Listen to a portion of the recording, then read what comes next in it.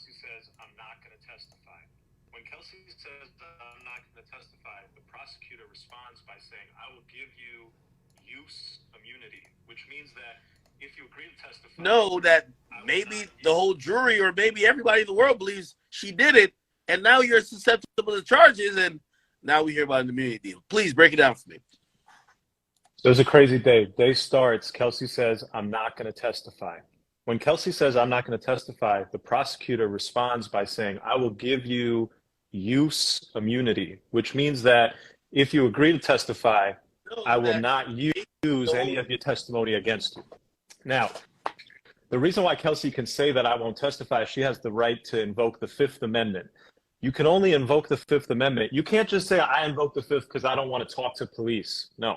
You can only invoke the Fifth if you're being compelled to testify. In this case, she's being forced to testify, and the testimony that she's going to give is self-incriminating.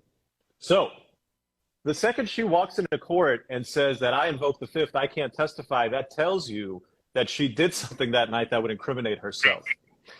Separately, she invoked the Fifth specifically in reference to the question, what was the context of the comment Tory made that I'll shoot? Now, it seemed that she denied that that comment was also made, but more importantly, it seemed that she was saying that I invoked the Fifth. I can't tell you what happened around the timing of that because I would incriminate myself. That is a big win for the defense, but this is not just a mollywop victory for the defense. There's a lot going on here. So, okay, they invoke the Fifth. She gets the immunity. She's now testifying, and she runs back all of these statements that she's made to prosecutors, and she says, oh, hey, you said Tory popped out, had the gun up, and was shooting at y'all? No, that was a lie. Oh, you said Tory reached into the gun to get the console? No, that was a lie. So she admits that all that stuff is a lie. Okay, then we get to the prosecutor stuff. And these are major feathers in the cap of the prosecutor. And that is two pieces of evidence. One, the concept that there was money being offered. Now, what was it being offered for? There's a lot of room to play there. First off, the biggest thing here is that Kelsey denies that she took any money. She said, I didn't take any money. I'm not testifying here because I've been paid to testify. I'm not being silenced. I've been paid to testify. That goes a long way. She does, however, acknowledge that offers may have been made. So the prosecutor's whole point is that she's doing all this shit because she's getting paid. Kelsey's whole point is that I deny. So question back to Kelsey, why are you not talking? What's going on here? What is it that you're afraid of saying? we don't get that answer. She just keeps saying, to protect myself. So there's the money angle, which goes against Kelsey, and then there's the text message. The text message is from Kelsey to a security guard. It says, Tory shot Meg. How do you explain that message? Well, if your theory is that Kelsey is a big-ass liar, Kelsey was involved in this shooting, and from the jump is just saying whatever she can possibly say whenever she can say it to avoid putting the burden on her, and you couple that with the fact that Meg has never spoken to Kelsey. They're not talking. They had a complete falling out. The prosecutor asked Kelsey, hey, why aren't you and Meg talking? And Kelsey said, I don't know. Look, there's so much going on. There is just so much going on. And, you know, my big takeaway is this is not a case about Meg versus Tory. This is not a case about who's right, who's wrong. It's not a case about who's lying, who's telling the truth. This is a case about reasonable doubt. Prosecutors believe that a man got out of a car, pulled a gun, and shot 5 times at a woman. I would ask those prosecutors, do you really believe that? And if you do, why haven't you charged attempted murder? What they probably know is that there's more to this story. It doesn't fit a clean narrative to dunk on Tory, so they're not telling us more of this story. And now they've given Kelsey immunity. They told her, this is interesting. We're going to need, to keep this open, and we'll see how this plays out in the future. But let me tell you how the immunity played out, because this is very interesting. So she comes into court. She says, I'm not going to testify. Okay. Now they say, well, we'll give you use immunity. Anything you say won't be used against you. And then her lawyer comes back and says, that's not good enough. I want something called transactional immunity, that you cannot charge me for anything that came out of this circumstance, that night, that incident. you are giving me immunity that you will never charge me for anything that happened that night. They said, we can't do that. But they went on the record and told the judge on the record that we will not charge Kelsey with any crimes, that we have no intention, we will not charge Kelsey with any crimes of what happened that night. What does all that mean? As a practical matter, there's no way you'll ever have the evidence to charge Kelsey. And she's been given both use immunity, so her words can't be used against her, and she's been given a statement on the record from prosecutors that she will not be charged for anything that came out of this incident. That's crazy that they would do that. If there's a possibility that this person is lying all over the place, if you didn't investigate her for DNA, if you didn't investigate her for fingerprints, you didn't arrest her that night, you didn't interrogate her that night, and then you gave her immunity later on, that's crazy to me. And so all that, you know, when you tell all of that to a jury, and now you tell them that, okay, well, we want you to lock this man up for 22 years. They're not going to tell him the time that he's facing, but we want you to hit him with, you know, felony assault with a semi-automatic firearm because he had intent to harm this woman when he pulled a gun and shot at her. Man, I got to think that 1 out of 12 jurors, or it might be 14, is going to say, that doesn't add up to me. I'm not ready to convict somebody in a case like this. It's too messy. Hey, so watching or even like listening to even your reports, and it seemed very like bombshells were being dropped. Did the prosecutors have any idea that Kelsey, because Kelsey went against, she basically said, whatever I told you guys, complete cap. Yes, that's what she said, and they had no idea. And I'll tell you another interesting dynamic of how that played out. So they had no idea. and she was struggling. The prosecutor was really struggling because prosecutors don't expect that, and they're not ready for that. And it doesn't happen all the time, and she was just not ready for it. But the judge bailed out the prosecutor because the judge didn't like it. The judge saw that here's a person who's recanting everything they told to an investigator. And so the prosecutor basically would just keep asking the same questions all over again. She would cover a topic, and then she would go back to that topic because she couldn't deal with Kelsey's recanting and telling her that everything was a lie. And so the prosecutor got really off guard, but the judge saved the prosecutor, and the judge gave the prosecutor a lot of leeway to repeat questions, to re-ask questions, to ask questions in ways that I think a normal witness would not have to answer. But because the judge did not like this witness either, basically saying that, hey, I'm a big fat liar, I've been lying to you guys all along, the judge let the prosecutor go. It went on for so long. I mean, you're talking about Kelsey started testifying in the morning. She's not even done with the direct examination by the prosecutor. So tomorrow she'll go back. The prosecutors will continue questioning her, and then we'll get cross-examination. Oh, Lord. Wow.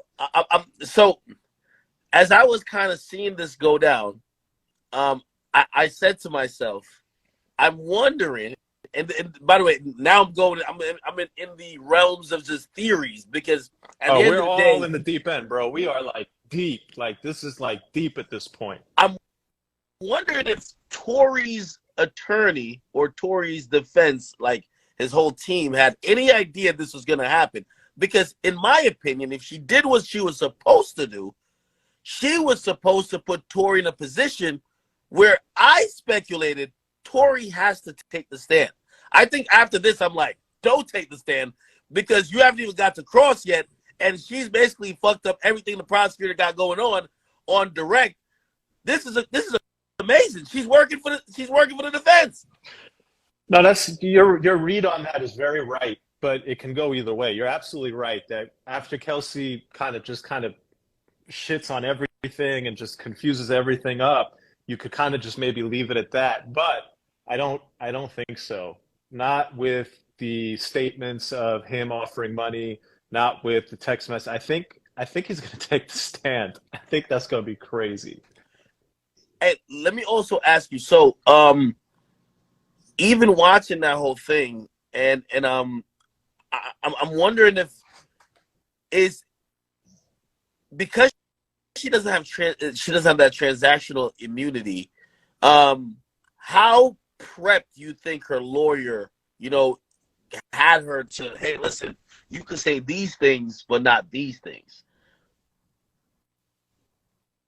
I don't know. I mean, look, all I could say is this. With or without transactional immunity, I feel like, and I'm not a California attorney would have to give anybody advice on what is the value of a prosecutor going on the record and stating that we're never going to charge her for this or we have no intention to charge her. But in my mind, I feel like she went up there testifying with complete faith that nobody is going to charge her with this. Despite that, she had a lot of trouble testifying. I mean, when I tell you, I can't even. I used to do high school debate, and I'm a lawyer now. And my greatest skill is seeing a bunch of information unfold in front of me, and then saying that to somebody in a digestible format. I can't even begin to try to digest for you the testimony from Kelsey today. It was fucking everywhere, and the prosecutor was so shocked and so confused by what was coming out, she was everywhere. And so the whole shit is just a fucking mess. I think because of that, you probably need Tory to come in and say their alternative theory and hear from him in his words what went down that night. If you don't hear from him, that's too risky, bro. Listen, I'm no criminal defense attorney. I'm no trial lawyer, but I'm a human being. I've been in that courtroom all day. If I were a juror, I'd want to hear from Tory. Let me ask you this, because this is the angle I'm getting. And again, I'm reading all the reports from you guys who are in there, and I mean, I'm taking, pretty much everyone says the same thing. Sometimes, certain people might not have emphasis on certain parts, and some people might think it's important. But what I took away from even her testimony today, Kelsey, that is, it seems like more than anything or whatever her feelings is towards Tory, she hates Meg. Yeah, absolutely. I think one theory you can take away from this testimony is that she shot Meg. That maybe Meg doesn't know. I think the defense theory will be this. There's a tussle of a gun between two people, and that's the two people with the GSR. And in that tussle, the gunshot residue ends up on both of them. The gun goes off. Whether Meg gets shot or not, or whether she cuts her foot on something else is an open question. Kelsey testified today that she heard that Meg cut her foot on glass. That's ultimately going to come down to, I think, the doctor. There's a doctor's report that shrapnel was taken out of the foot. That doctor, I think, will testify, and we'll get a sense of, is he 100% sure that shrapnel was taken out of her foot, or was he just connecting the dots saying, this woman came in, there was gunshots, they told me that, and I pulled some shit out her foot, so I figured it must have been shrapnel.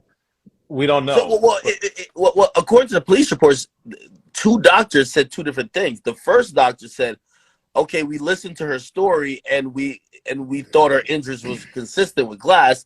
And then the second one, who supposedly was the surgeon, who I think is supposed to testify if they didn't already, the surgeon said supposedly, oh, we did extract bullet fragments, which allegedly I don't know where the deal with that is.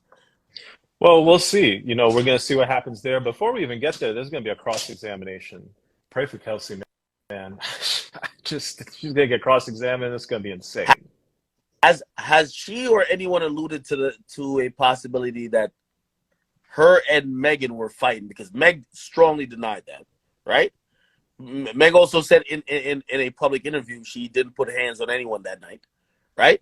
But there is a witness who said there were women fighting in the streets, right? And I'm wondering if Kelsey's going to admit to the fact that maybe her and Meg were into it physically, because I do believe the narrative of, I think the prosecutor's narrative of, oh, hey, she insulted Tory's music and a gun was pulled is kind of like, come on now, like, it's hard for me to believe. But if you tell me, well, it started from the crib, Kylie's crib, and there was some jealousy stuff, arguments, they got kicked out, everyone's drunk, now they're in the car, they're all arguing, then they get out and get physical, maybe there's some threats thrown back and forth, insults, then a gun comes out, possibly a struggle, sounds like a more complete story to me. And I'm just only going off if I was hearing a complete narrative. What have you thought about what the prosecutor, because it's their case. I agree with that 100%. I agree with that 100%. I can't in my mind understand how a prosecutor would open this trial with an opening statement, which is basically that Meg insulted his music, she got out of the car, and 7 seconds later he jumped across the back passenger seat, grabbed the gun up from somewhere, and shot at her 5 times.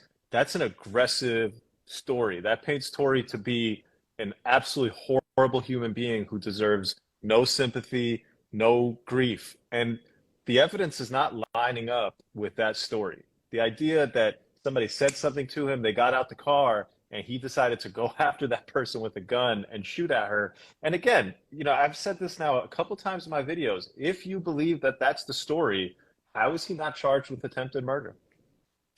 I was also thinking, why is he not charged with possibly kidnapping or at least unlawful imprisonment if he's telling someone, well, hey, get back in the car.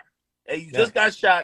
It's reasonable to assume that, hey, I'm going to listen to the big bad guy with the gun who just shot me, and I'm hoping he doesn't kill me.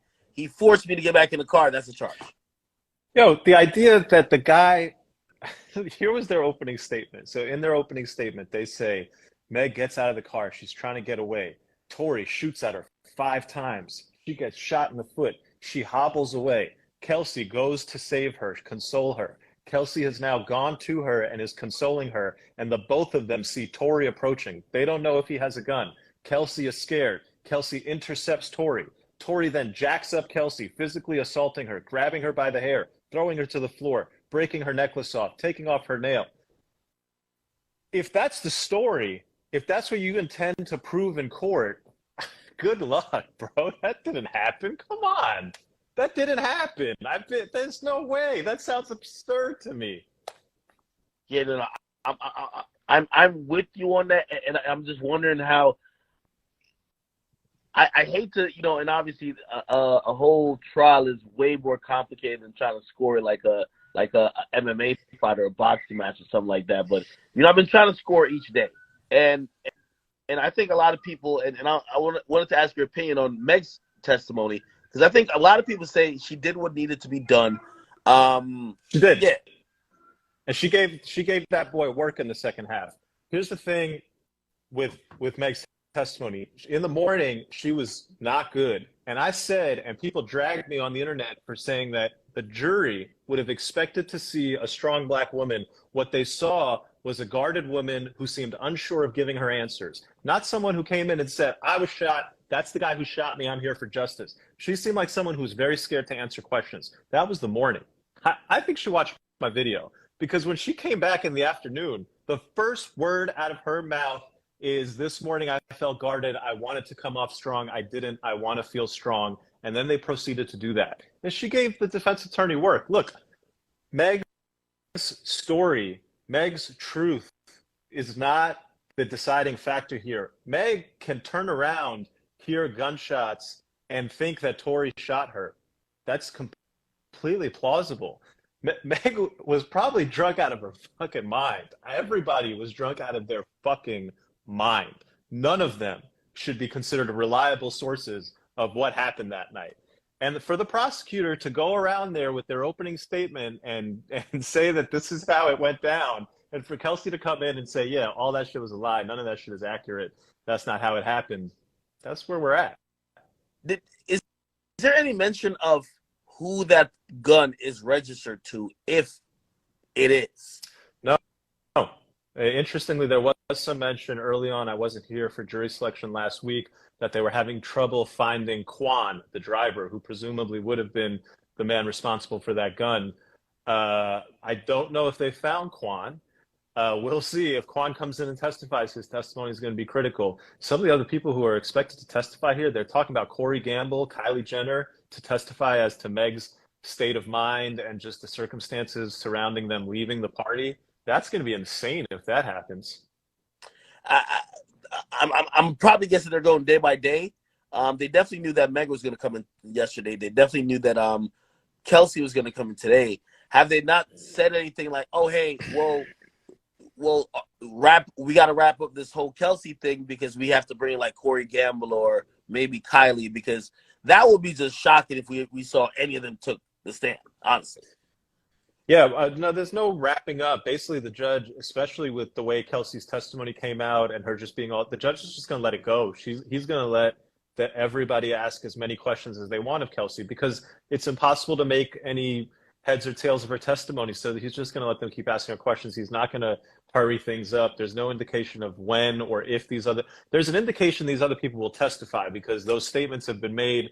I think the Corey Gamble statement was made during the opening statement that he was there, and Kylie's all over this thing. And there's credibility issues where people are denying what Kylie said to them. And so that's the kind of reason why you would call somebody, and there's no way you cannot show up. If Kylie gets a subpoena, she's a person with knowledge of a crime that happened in the state of California. She's got to show up. You don't think she can fight it? I mean, she will try to fight it, but on what ground? What basis do you have to not testify? You were there. There's a criminal trial going on. You have information, and you're being asked to come in and give the information. What's the problem? Maybe on the grounds of, hey, listen, you guys are investigating a crime that happened where I was not present at the vicinity. Like, yes, I was present previous to where these individuals were, but I have no information about the actual crime happening. Agreed, but there's statements in here about what Kylie said to Meg. For example, Meg denies that Kylie said that it's time for you to go. Kelsey says that happened. That when Meg came out, Meg told Kelsey that Kylie said it's time for us to go. And then there's also other issues of, how drunk were they? How many drinks did you have? What type of alcohol? I mean, there's relevant information in a criminal trial is a lot more than just the people who were at the scene of the crime. So I fully expect that they will call her. I assume she can challenge it. Why not? You can always challenge a subpoena. I don't really see a basis for a winning challenge. So if they want her, I think they'll get her. Wow. How hard, given how Kelsey's answered, how hard do you think that Tory's defense attorney will go at Kelsey? Because Kelsey seems already to be basically saying, I don't think, or I don't have knowledge that Tory shot anyone. Do they need to be aggressive? I thought at first she was going to say the opposite. So I said, hey, they can't go hard on the victim, which is Meg. So they kept it light. But they got to go hard at Kelsey. But Kelsey's is basically saying, I don't know nothing. Yeah, I'm not going to speculate on what the cross-examination is going to be, but it's going to be, they're going to go at her. That's the nature of it. That's how criminal trials work, man. I mean, their theory in the opening statement was that she was the shooter. They're going to have a go at her.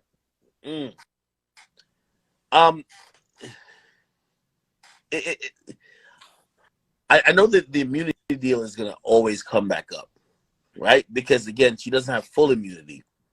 Is there any strategy that she might say things that she could possibly, because you tell me if I'm wrong. I believe whatever she says, she will, her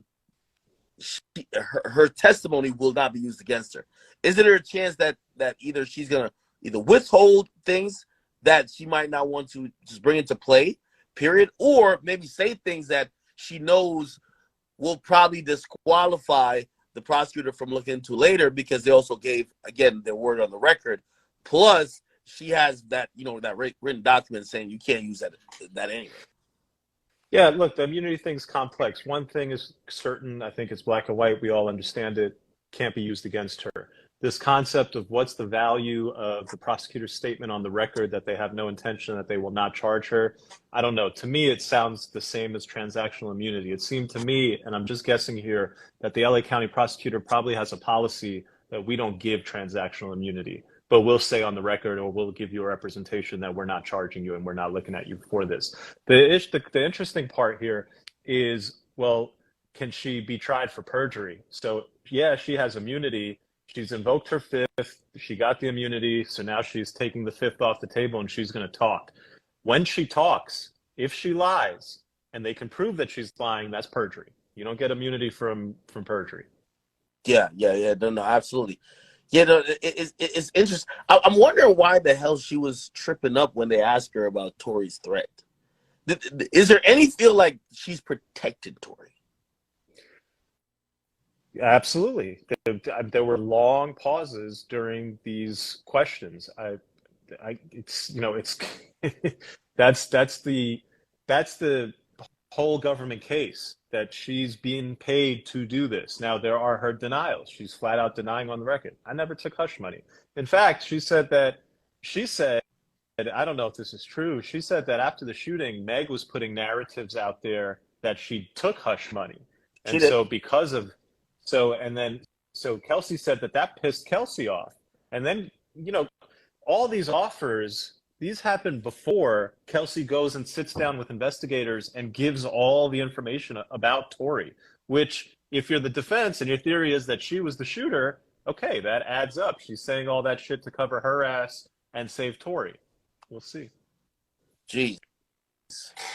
Not. Hey, I wish this shit was televised, man. It's just like a movie, brother. It should have been televised. I don't know why it's not. At this point, everybody's reporting on it. Everybody's trying to get in. It should just be televised. What's the difference? I agree. Hey, listen. Not to switch gears, but since I run a news page, it's been so hot on. Like, this is equally as popping as the Meg stuff. Did you see what happened with my man Gunna? So Gunna is interesting. I'll give you my take. I haven't done a post on it. We'll do it here. First, the prosecutors take an L, in my opinion, when they hold a guy on bond for longer than they wanted him to serve on the crime. They denied this man a bond. They were going to continue to deny this man a bond. He would have sat there for 2, 3, 6 more months while this trial was playing out. And ultimately, at the end of the day, they made a value judgment that for his crimes that we've charged him with, 1 year is enough. So they actually wanted to hold him on bond longer than they wanted him to serve on the crime that they charged him with, which I think is a very important point here, because you see the effect that denying a bond has on someone. In fact, it is more of a punishment than the crime that they were trying to find you guilty of. That's not cool. As a criminal justice system, as a prosecutor who takes that plea, you take that plea, you enter that plea, you better not call that a dub. That's not a win. That is shameful. That's not good prosecution. What do I think about going from here? I haven't looked at it. I haven't seen it. My understanding is that he's not snitching. He has not given them any information. He's accepting accountability. His basic statement seems to be that there is a gang. I have nothing to do with it. I'm part of a label. If my songs have repped that gang, if my songs have shitted on people who that gang has problems with, then I understand how you guys are saying your laws work. Your laws basically are criminalizing my words because I'm expressing support for a group that is out there committing crimes. Do I have a problem with that? No. I mean, if you're going to penalize people for that, okay. But if you're going to arrest them and then hold them for a year, and then you were going to continue to hold them for longer, and then you say, oh yeah, for his crime, the penalty is actually less than the time that we wanted to hold him for. What? I'm wondering if there's another angle here, because it's no way they're just throwing Gunna a bone, right? So I'm wondering what the prosecution angle is. Number one, no, that's it. They're looking at it and they're going, we charged this guy for saying shout out YSL. That's literally what we charged him for. He never did anything. He has nothing to do with nothing. We're probably not going to get him for more than a year. Let's just fucking settle this case. Well, also, he doesn't have to from snitch. what I read, I don't know if you. Yeah, go ahead. Well, I don't know if you read this yet. Apparently, a part of the plea, he's saying things like to the effect of, for example, a part of the written plea, he's saying that when he was caught in the car alone with Thug, the guns, the drugs, did not belong to him, and he has to be willing to be able to testify to such extent if he's called, right? And that's a part of the plea, which obviously, I guess people are just using deductive reason to say, well, if it's just me and you and we're together somewhere and they find something, I don't necessarily have to say it's you, but if I say it's absolutely not me and I sign something to say, listen, you could reverse my entire plea if it's actually me rather than going to fight it. It's almost actually like pointing the quote unquote pointing the elbow, like, you know what I mean? haven't read it. I think there's something wrong there, because I don't think the guns were found in his car. I think the guns were found in the car that was trailing them. The drugs were found in his car. I'll read it. It says Gunna also attested in the plea deal that he was in a car with Young Thug, whose real name is Jeffrey Williams, when officers pulled him over and found hydrocodone, methamphetamine, and a firearm inside. According to the plea agreement, Gunna claims the gun and drugs weren't his. It's unclear if anyone else besides him and Thug were in the car. That sounds accurate. What's that? What outlet is that from? That's WSB TV. Oh, okay. Well, if part of his plea agreement is he's saying it's not his gun, then certainly that is a feather that adds to the prosecutor's case that it's Young Thug's gun. I don't think it conclusively proves that it's Young Thug's gun, and it doesn't sound like he's saying that it's Young Thug's gun. As we recently saw, there was a gun in Young Boy's car, and he didn't get charged with, he didn't get found guilty of it. So yes, he's doing that, but I don't know that that's him snitching on Young Thug on a gun charge. That's not. No, not saying. Well, I'm just asking, what's the prosecutor's angle, right? Because it's definitely a favorable plea. I'm wondering if they're looking at like, well, at least the plea we gave him now, he's admitting, which is a heavy contention among the majority, especially. Well, Young Thug is pretty much the only other artist that we really know. If anyone was trying to make the argument that YSL is only a record label and not a gang, in his plea, he's saying it's both. And Yes. maybe you could leverage that to then, again, I don't think none of this shit's going to a trial, but you're just stacking up evidence and pretty much approaching these guys like, listen, you go to a trial with us, we could bring Gunna in just to testify that this thing is also a gang. And you might want to take a plea. You're 100% right that in taking the plea, he has acknowledged that YSL is a gang, and that is something that prosecutors will be able to use against everybody else where they are trying to prove that YSL is a gang. We can't, however, take from that and now assume that, okay, he's given prosecutors this key fact, and that's what got him such a great deal. That's a stretch. He can't take this plea. You can't plead to racketeering unless you say that there's a gang. You can't plead to a racketeering charge unless there's a gang. You have to say there's a gang if you're going to plead to the racketeering charge. So, I think the whole story has to be done, and then you can figure out what the impact was of Gunna's plea.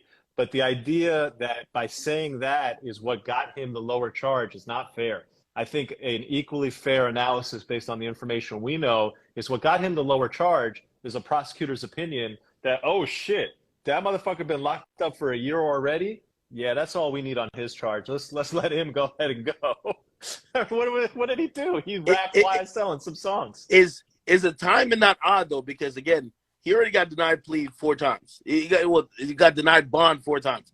You didn't have to give him a plea at this point. You could wait till right before trial. You could drag it out as much as you can. He got denied bond 4 times. Clearly, the judges agree with you that he should be let out.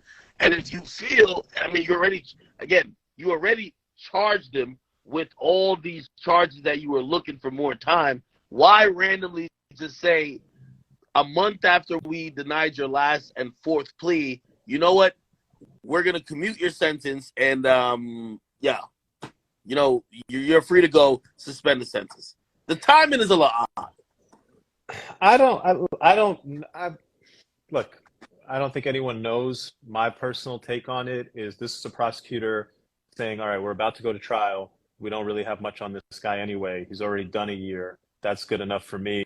By cutting him loose now, we get a couple things. We get his admission, nice. We get what we were probably going to get from him anyway, so he's already served his time, nice. And we don't have to do this shit. We don't have to fucking try to convince the judge and the jury that this shit is racketeering. Because, is saying in a song, YSL, like right now, if I start saying YSL is the fucking truth, fuck yeah, YSL, go get your ops. Am I racketeering? No. I don't know. Am I? Like, are we? Like, shit. That's what Gunna pled to. You would hope not. That's what Gunna said, right? Gunna said, yo, I was repping the gang, and I'm sorry that my art gave them a bigger reputation. Shit, man, I'm sorry my reporting gave people a bigger reputation. But I don't think there's anything suspicious about the timing. I think this man served a year on a very little charge. It's about time that he got out, so they cut him loose. We'll see what the impact of his admission that YSL is a gang has on the 27 other gentlemen who've been charged in this indictment. Is this a hit on the prosecution's case, though? Because the prosecution, and I watched every single bond hearing, they were there in their picture and of this racketeering, situation with this organization. They claim that he was, one of the guys either funneling money or a person who is calling the shots. Yeah, So it's a joke. It's a joke. They said, "Hey, you can't let this guy out. He's going to threaten witnesses. He's going to kill people. He's going to buy everybody off." Well, you just let him out. So, if he was such a big threat, go charge him properly and get your 5 years against the guy. Now, obviously, they will say, "Well, he's rehabilitated. He said that YSL must end. He was a threat before, but he's a new man. He's seen the light. He's taken his plea, and he's no longer a threat." That's the story. But am I, proud of the people? It's the people versus Sergio Kitchens. I don't think the people got a W here. yeah, it's interesting. I think there's much more to be seen on this, and I'm for the first time I'm actually looking at Fonnie Willis a little bit odd because much more than Gunna. At the bottom of the article, which I'm not sure why they use alleged. They're like alleged. Well, no, never mind. Okay, it said alleged YSL co-founder, which is someone else, which is Walter Murphy, also negotiated a plea, according to his lawyer, and that they said that Murphy, which is a co-founder of YSL, has already been released, and he won't testify about the conduct of any other individuals. I'm like, if YSL is so dangerous, why the hell would y'all let go a alleged co-founder? That doesn't make sense. It doesn't make sense, but I will say from what I've seen, they will often give high level. They'll give. Listen, if you're willing to give up information, anybody can get the deal. First one to the cookie gets it. That's how it works. That's interesting, man. Okay, listen. I know you don't do too much forecasting, but I definitely want to know what you forecast is going to happen tomorrow in the Meg and Tory trial. I think Kelsey's going to have a rough day. I think cross-examination is going to be about painting a story that everything that she has been doing. A lie is the hardest thing to remember, and the reason why she can't remember shit is she's been lying to cover her own ass, and the gunpowder residue is on her because she was going to. I think that's what they're going to do. We'll see how good a job they do. Her lawyer is going to be Tory's lawyer is going to be preparing a lot tonight, and he's up tomorrow. We'll see how he does. After tomorrow, how many more, or what else how long till we get to the conclusion? Because this is one of those things I just want to end, bro. Me too. Kelsey will finish up tomorrow. A gun expert will come in and testify. The medical people will testify. I think there's going to be at least 2 doctors who testify. That's going to be all of Friday. And then I don't know if the prosecution has any more witnesses, and then the defense will go. The defense is not expected to rest. They're going to have some witnesses. They might even have Tory. So, I don't think this case ends until Thursday of next week. And then it'll go to the jury. Yeah. Yeah, that's so interesting. I'm really wondering what the fuck is going on with the driver, man. Can't find this guy to save our lives. Yo, we need the truth. Quan, if you're out there, if anybody knows where Quan is, get him to the Los Angeles County Clara Shortridge Fultz Criminal Justice Center. He needs to come in and tell his side of the story. Hey, have you seen the okay, so there's a audio that was supposedly to be him when this first happened. It probably came out the first week or two. And he was explaining what happened, supposedly. We have no confirmation it was him, but that was the only ever, the only ever confirmation or assertion that we had that, he's speaking on the thing. I've never heard from him since. I remember that audio. Yeah. What did that audio say? I remember it. I don't know if it was real. I remember it.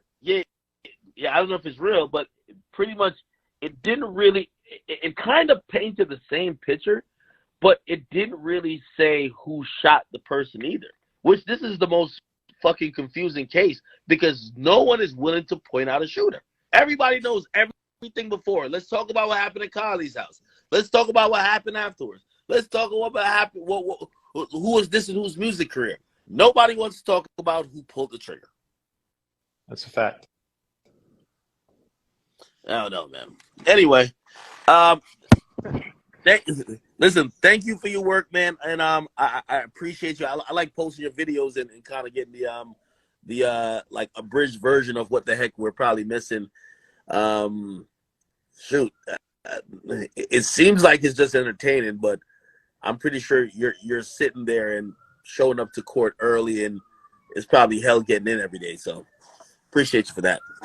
Yo, Ak, I appreciate doing this live with you. It was dope, man. I'm obviously.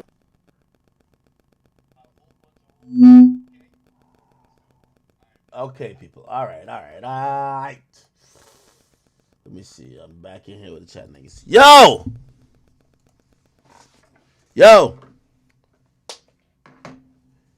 Yo, we just got the news, man.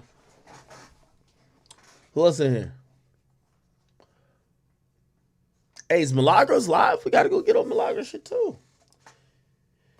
Oh, wait. Oh, my bad. Yo! Kyrie, man. Niggas came back and said, you pulled the trigger, bro. Yo, YK, what's cracking, nigga? Is this nigga YK here? He was here. I don't know if he's still here though. Jesus Christ, yo, chat. This is one of the most up and down, left and right, topsy turvy type of shit, man. I don't know, man. They say go type in with Milagro. Oh, she's on? Yeah. You've been on for a minute. Oh, Yeah, shit. man. Yeah, now we gotta show some love now. You know, she put the sauce on it now. Nah, I like how she put the sauce on it. I ain't even gonna lie. I do like how she put the sauce on it. Hold on. I like it, bro. I like